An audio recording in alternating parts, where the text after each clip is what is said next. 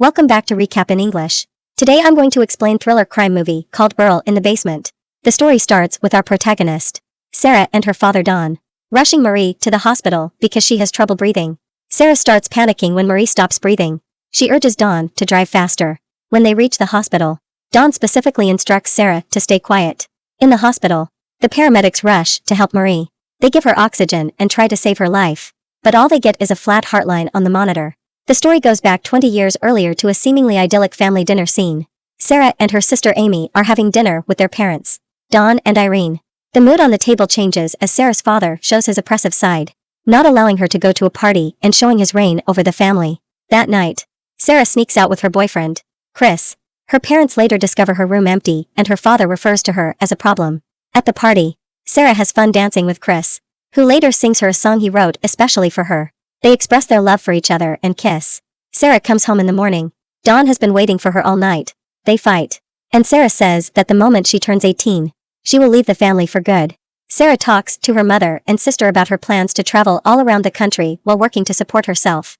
Her dad overhears the conversation and goes to the basement where he reveals the existence of a secret room behind a bookshelf. 3 months later, Sarah graduates. In a conversation Sarah has with her mom, it is revealed that her father has been spending more time in the basement as man cave. When Irene leaves the house, Don tricks Sarah into the basement as she helps him carry a box there. He takes her into the secret room, telling her it is a bomb shelter made by the previous owner. He locks her in the room and she screams in panic, calling for help. Unfortunately, nobody can hear her, as the shelter is soundproof. Her mother, worried about her whereabouts, calls the police. On the 4th day, her father visits her and coldly explains the logistics of her captivity. From now on, she will have to earn everything she gets, even the clean ventilated air. Before he leaves, Don is taking advantage of Sarah. A cop visits the family saying that she has likely left for her planned long trip across the country. Her mother does not believe that Sarah would ever leave home without saying goodbye, especially before her 18th birthday. Alone and afraid, Sarah reminisces about her night spent with Chris. As the days go by, Chris comes to the house. Don lies to him and tells him that after graduation, Sarah ran away with her childhood neighbor, Steve. On the 21st day of captivity in the basement, she celebrates her 18th birthday and her dad brings her a cake and a red nightgown as a gift. She asks for a clock and he tells her that she has to do something for him so that he does something for her. When she disobeys him, he beats her. Almost a year after her captivity, she is revealed to be pregnant and her water breaks. All alone, she gives birth to a girl named Marie. 4 years later, Sarah is pregnant again. Don lives a secret double-lived, one with his wife Irene and daughter Amy, and another in the basement with Sarah and her daughter, Marie. Still worried about the whereabouts of Sarah, Irene wants to hire a private investigator, but Don firmly says no. As a gift for being good, Don brings a TV in the basement for Sarah and Marie. Later on, Sarah has a second baby, a baby boy, Michael. One night, Sarah makes her terrifying life story into a bedtime story filled with princesses and knights that she tells to her kids. Chris visits the house again, asking around for Sarah. Her sister Amy tells him the truth, realizing that Don lied to Chris. They talk about how horrible he has always been to Sarah. Amy is afraid that Don might have killed her, citing his personality and bad temper in the past. To make the time go by, Sarah creates imaginary adventures for her children to help them forget the outside world. In the meantime, Don is confronted with his lies by Amy and Irene. A horrible fight ensues. Furious, Irene yells that she'll do everything in her power to find her daughter. During their fight, Don drops his keys on the armchair. Amy takes the keys and goes around to the basement to look for clues. Don finds her, gets his keys back and fights with Amy. She is mad, afraid and blames him for causing Sarah's disappearance. As time passes by, Sarah has another baby boy who she names Thomas. Being nice and calm, Sarah convinces Don to take the third baby upstairs. She persuades him by explaining that there is no room for another baby in the basement and that she doesn't have the time to take care of it.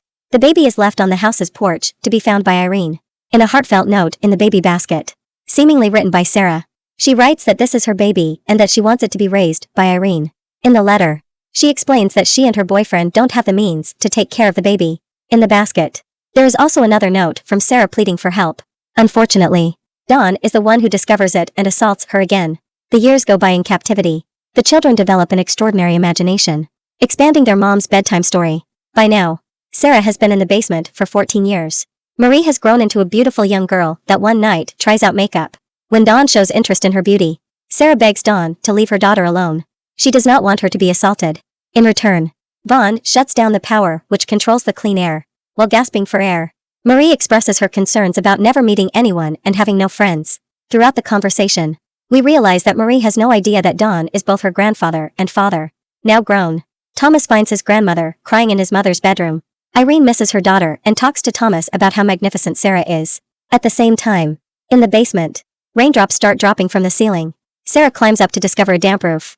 Using a spoon, she digs her way to the surface, where she flashes a distress signal. A neighbor notices it and tells Dawn about it.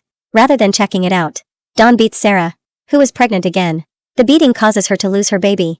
As she sobs from the pain, Sarah has a stillbirth and Dawn buries the baby in the yard. Dawn goes to the basement and complains. He also praises Thomas, who is now a strong athlete. When Marie and Michael ask when they are going to be LED into the outside world, Dawn blames Sarah in her bad behavior.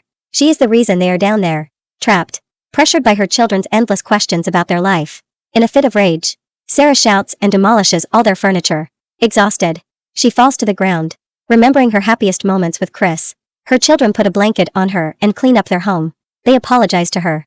Emotional, Sarah tells them that they're old enough to hear the true story behind their life in captivity. So far, they knew that Dawn lives upstairs with their Aunt Irene to help take care of Thomas.